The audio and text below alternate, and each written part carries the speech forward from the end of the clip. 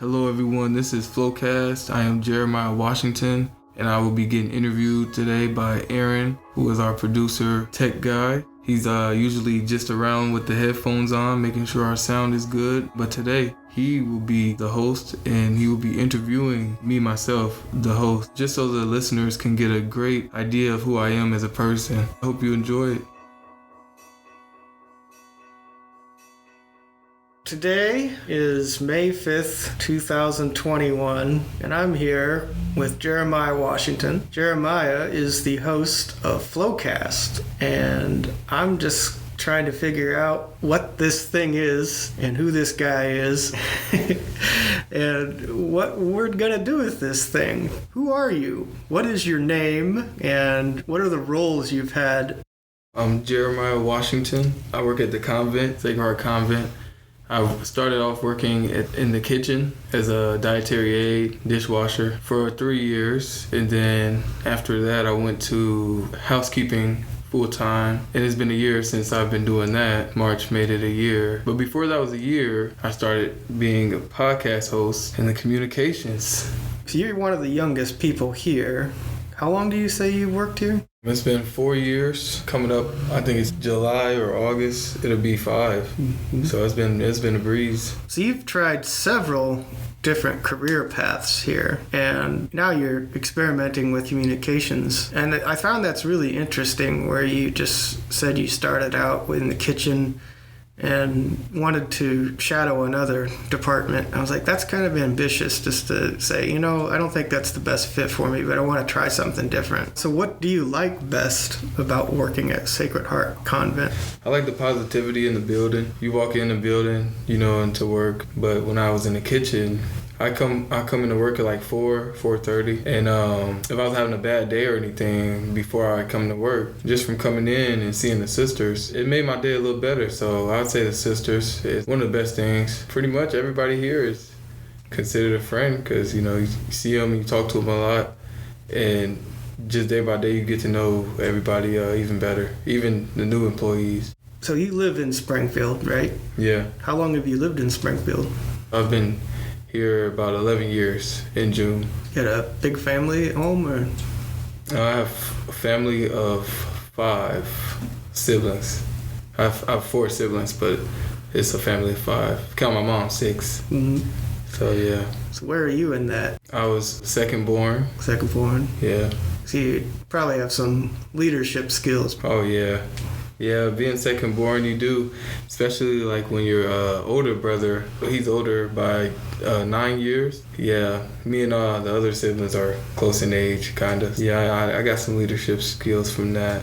You seem like an easygoing, calm dude, and I think that's a unique trait around here, or anywhere really. So it's great that you're able to, keep your cool with a large group of people and, a lot of demands, and you're hanging in there. I think we came up with this idea as early as like October of 2020. Sister Beth Murphy is the communications director. Kind of pitched an idea to her. Really, it came about in conversations we had. Well, tell me a little bit about that. I mean, you kind of came up with this idea. Yeah, we were talking about streaming and just a lot of things, like online gaming. And I was telling you about like how I might start streaming. You brought up podcasts. In the middle of that, you asked me, would that be something I'd be interested in as well? And I said, yeah, and it'll also help out with like editing. And I was just kind of into that, all the online stuff you can do. Yeah, you asked me if I wanted to be podcast host for the communications team. And I said, yeah, I took it right away. I said, yeah. Yeah, so we started, well, I wouldn't say quickly, but once we started going, we got all the tools that we needed and started to do this in January 2021. And I just know that you have this great personality, and you have relationships with all the sisters you've met here. I've just figured you had so many stories, and you could talk with them, and it would be pretty easy, at least in my mind, to witness this and just put it together. And really, we've been doing a pretty good job, I think, of getting some of these stories that really not a lot of people know. Yeah. And even in this community here. So we're in pandemic times, COVID-19 times. That's really shifted everything. And, we've been constantly working safely through this. And like I said earlier on, we came up with this idea maybe October 2020 or maybe even earlier, and then getting the ball rolling in that process to make this thing that we're making right now and trying to connect with people. So the world right now is a different place than it was back then, and even a year ago things were pretty scary. And now it appears that things are slowly opening up in the United States, maybe not so much in the world. Like in India, it's still really bad, but we can think about the future now, things we're going to do. So what would be the next event that you're looking forward to attend once the pandemic allows it? Well, I would say travel somewhere. Yeah, a few things I really want to do once it's over is go on a cruise ship and go overseas somewhere. Those are two big things that I would really want to do. And see some big crowds again. Everything's so confined and shortage of people around, especially here in Springfield. So that would be nice. So you've been doing this for quite a while now, and I think you're enjoying it, this F.L.O.W.cast. And so who are the people that you've interviewed so far? I've interviewed Sister Marilyn Jean, Sister Mary Emmerich, Sister Bernadette, Sister Kelly, and Sister Alberta Lawless. And we've also had on the podcast Sister Bernice Yipe and two associates. Yeah, I think it was Vicky and Kara. And also Sister Denise. Yeah, Denise. Yeah, she's head of the vocations department. Yeah, she was in a couple of these so far, so I think she's getting this and enjoying it. Yeah. So when you talk to all these people, what are some of the subjects you cover in the interviews? Some of the subjects would be depending on the person, but mostly about their past life and their careers. And we had a sister that is currently in her career at the prime of it, Sister Kelly. So we spoke mostly on that, and that's mostly what it's about. And just who they are, just letting people know like who they are. We're giving them an opportunity to talk about themselves and really look back on their past and what they're doing currently. So where have the recordings taken place? We started out in the DePorres Center, sometimes Zoom, and in Sienna Hall TV room. We've done some. We got a new location now. It's a parlor, isn't it? Mm-hmm. Yeah, so that's where we are currently.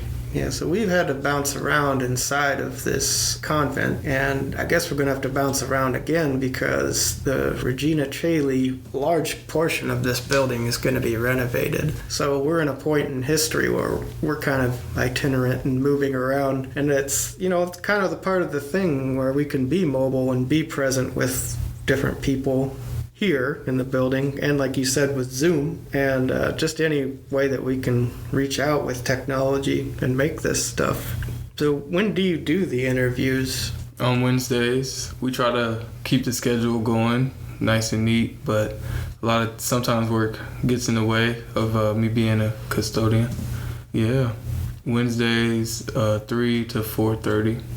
Pretty much everybody we've talked to, you have some sort of relationship with them you've made over the years. It's very interesting to me that they feel so comfortable talking with you. I think it's just such a unique thing. Can you talk with me a little bit about the way that you approach the sisters and talk with them? Well, at first, I've never seen a sister or known much about Catholic religion before I started working here. So I was kind of like really shy to speak to them, but they started speaking to me a lot as the days went on of me working at the convent in the beginning. And I thought that was really generous of them. They really treated me well.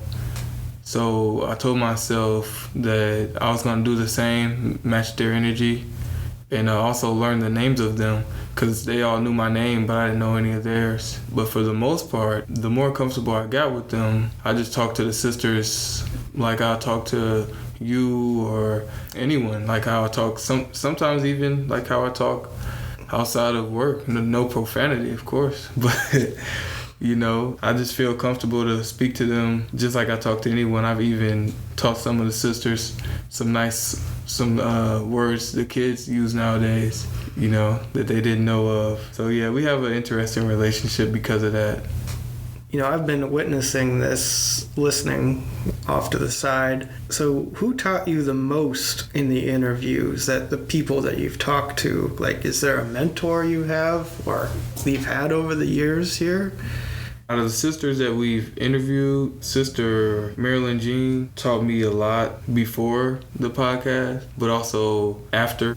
She talked a lot about mentorship. Yeah, she's definitely, I look at her as a mentor because she always, checks and makes sure I'm on the right path and staying focused, keeping tunnel vision. She also makes sure that I'm staying on the right path. I'll never forget when I turned 21, she said, yeah, go out and have fun, but behave. So yeah, she's kind of hip to the youth and she understands me. Cool. Yeah, I'm glad she's hip and cool.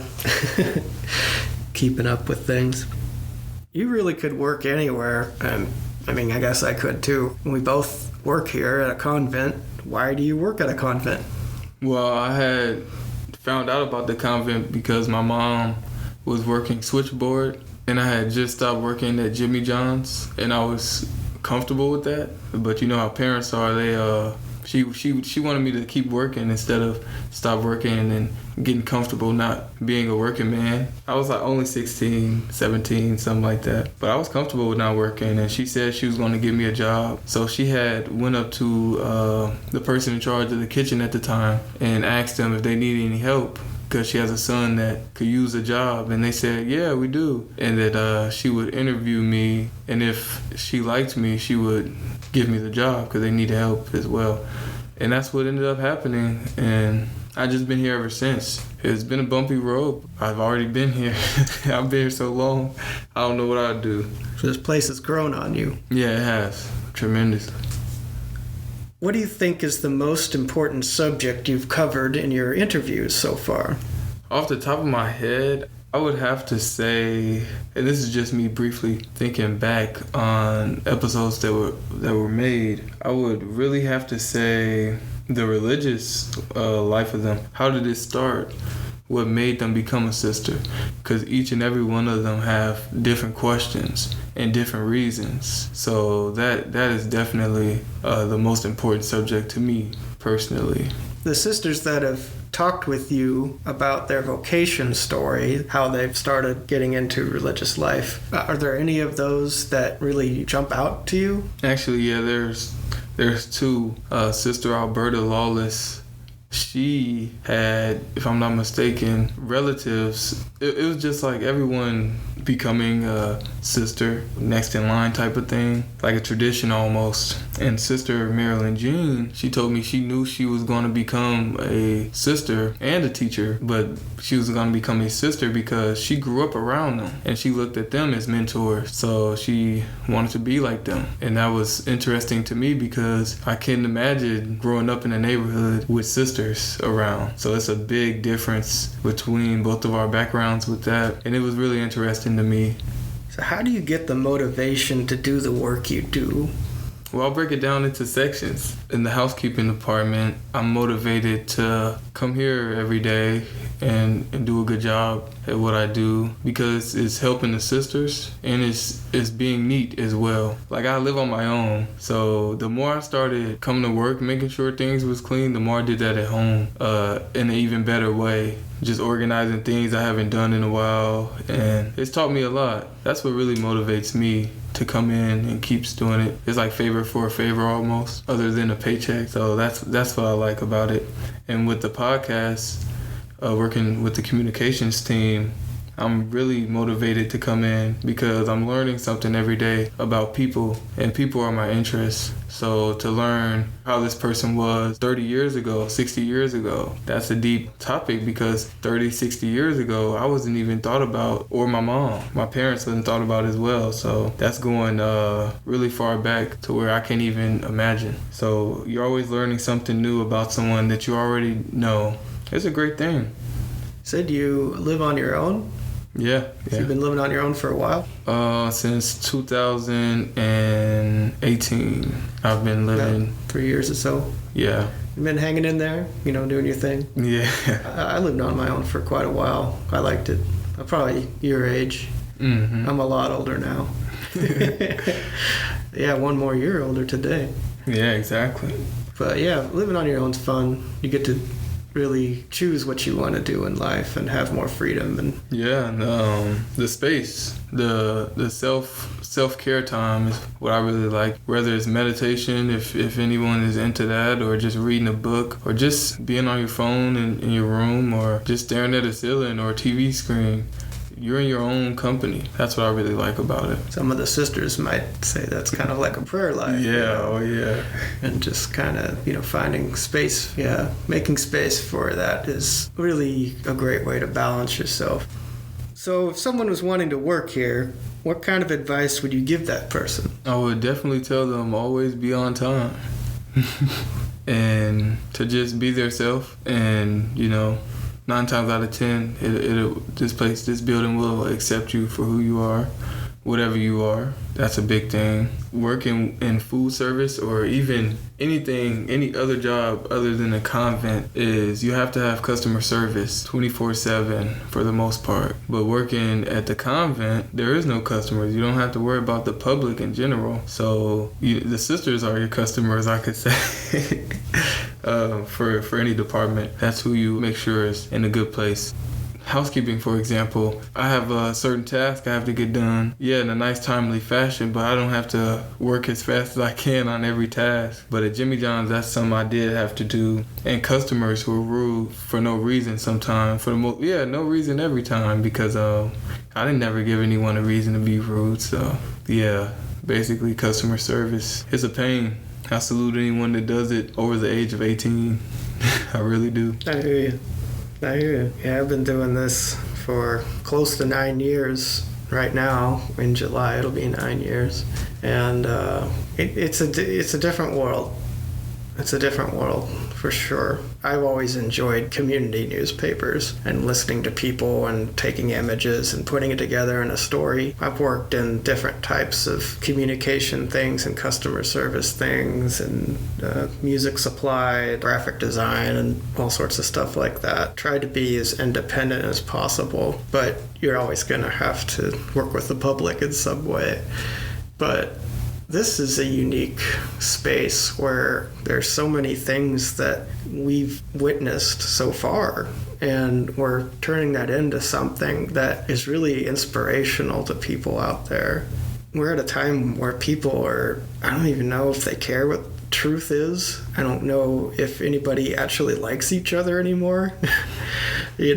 But what we do here, it seems to inspire people, and it seems to balance things a bit, at least what I've noticed. It's just a rambling thought. No, I understand, though. I felt that. Want more hope and inspiration from the sisters? Go to springfieldop.org. That's springfieldop.org. Visit springfieldop.org. That's Springfield OP, like orderofpreachers.org, and click on the Listen, See, Respond button to take a 3-day virtual retreat. So you've met a lot of retired sisters that are former teachers or former healthcare workers and a lot of other things. What are some of the things that you've noticed about the retired sisters? I've never met a retired sister unless they were incapable of working, like of a physical condition. Sister Linda Tomilato told me a while ago, because I asked her, I was going around saying that I was retiring next week. Now, I didn't know that would take offense to some of the sisters that are 80 plus who still aren't retired, and they hear someone in their early 20s saying that they are going to retire. So she told me her age, and told me as well that she isn't even retired yet. And it was surprising because, you know, as soon as I really am able to retire, I will, no matter how much I love what I'm doing, no matter what that is. I think so for the most part. They'll volunteer to do something else. The sisters are always moving. They can. So for the most part, I wouldn't know. None of them are really retired, are they? No, I don't think they do. See, you said it just right. Like, you've never met one. Yeah. Now, you've been here 5 years. You've never met a retired sister. But there are a lot of sisters that are here, but they're all active, always doing something in the community, always doing something to make some sort of impact in someone's life. And, you know, some of them are teachers still, some of them are in healthcare, some of them are doing work with people on the border right now, and quite a few things in between, those little hidden ministries. The people that are being served by the sisters definitely know that's part of their ministry, but it's kind of hidden to a lot of people. It's personal. It's, I guess they'd call it pastoral. It's kind of one-on-one. I've witnessed a lot how just listening, being present in some people's lives, how much of an impact it makes over time. It really is something. So you've seen sisters do things in the Springfield area for a while, since you've been here 5 years and you live in the area, and you were telling me that SDART, the Springfield Dominican Anti-Racism Team, is something that you've noticed makes an impact in this town. What have you noticed? I noticed the members of that team can invite people that they know to it, and that's giving everybody a taste of what anti-racism is in the community. And some people even live outside of Springfield that join, that are guests. So they're not only doing good for Springfield, but also the nation, you could say. I joined as a guest a few times. It's also a workshop that I've went to about racism, and it teaches you about what racism is in many ways, like systemic racism that I didn't know that even existed. And it really opened your eyes about the true meaning of racism, how to recognize racism, and how to go about racism. So that's something that I noticed about it. I think it's great. You don't have to, experience racism or even be considered a racist to go just to learn. I feel like you can be none of those things and still learn. Everyone should learn about it, because if you think you know what racism is before the program, it'll open your eyes for sure. I thought I knew all about racism until I joined it personally, and a lot of people say the same thing. Yeah, that's basically what it is. It's an eye-opener to the unknown. Yeah, the sisters, you could tell that one of their big collective ministries, the things that they want to do together, they've really committed to the anti-racism and dismantling racism. They've done a lot of dismantling of racism inside of the institutions they have in their world, and that's a continuing, ongoing thing. But that commitment is definitely something you see in the community. So where do you picture yourself in 5 years? What picture comes to mind? Well, I picture myself in 5 years, that is a big question, but in 5 years I see myself being somewhat done with schooling to be a psychologist, and hopefully have a beard.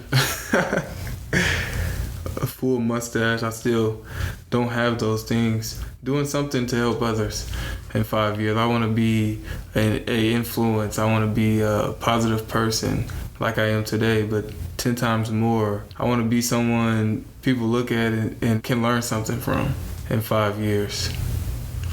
I think you're an inspiration to a lot of people. You bring people together. You've got this natural ability just to... It's just something. It's a special thing. So I think you'll do it. I appreciate it. I think you will. Whatever you choose to do, you'll do well at it, because you really understand this is all about relationships and all about people, getting to know people, taking the time to know them, and you do that naturally. And this thing is called F.L.O.W.cast, For the Life of the World, and that is something that is in the chapel, in the mosaic. In Latin, it says Pro Mundi Vita, For the Life of the World.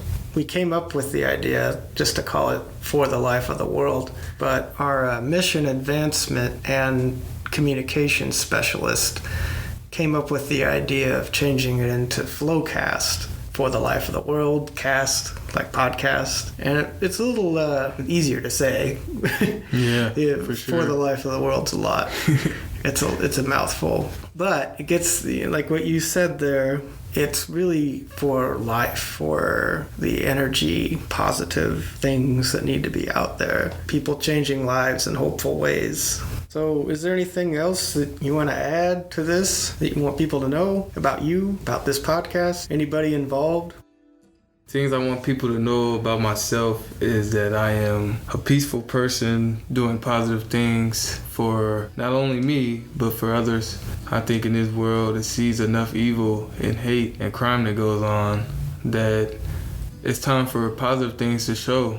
True, genuine people come together and create some of the best things. So that's what we're doing with this podcast, and we're trying to create something great, but not only for this community, but for the world. Not just for Springfield, but for the nation, for all the continents, everything. I think anyone that hears it will enjoy their time. It's not a waste of time. It's not something just to pass the time by. I think it's educational. It's very meaningful, and you can learn so much about the Catholic religious life and inspiring people as well.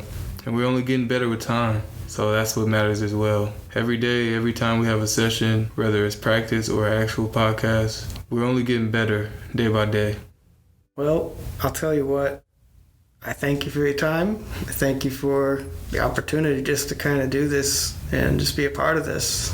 Really, it couldn't have, there's no way this wouldn't happen without you, and it's really been a privilege to watch you grow in this, and hearing the stories that you're able to pull out of the sisters with your ability to really listen deeply and ask great questions. I've learned a lot about the sisters' lives because of you, and there are some things that I've learned, like you said, about American history, the history of this country not that long ago, but in the grand scheme of things. But for you and I, like you said, we weren't even a thought of our parents. So, there's like a whole world that you and I are learning, like it's a foreign planet, but it's our world that we're living in. Exactly. And long and short of it, thanks. It's been fun. Yeah. Thanks for hanging out. Appreciate you for having me on there. Be on the other side. And another special thanks for you doing this on your birthday. So yeah, that really means something, Aaron. I'm thankful. Glad to be here. Good deal. Thank you for listening to F.L.O.W.cast. Join us next week to hear more stories about people changing lives in hopeful ways for the life of the world.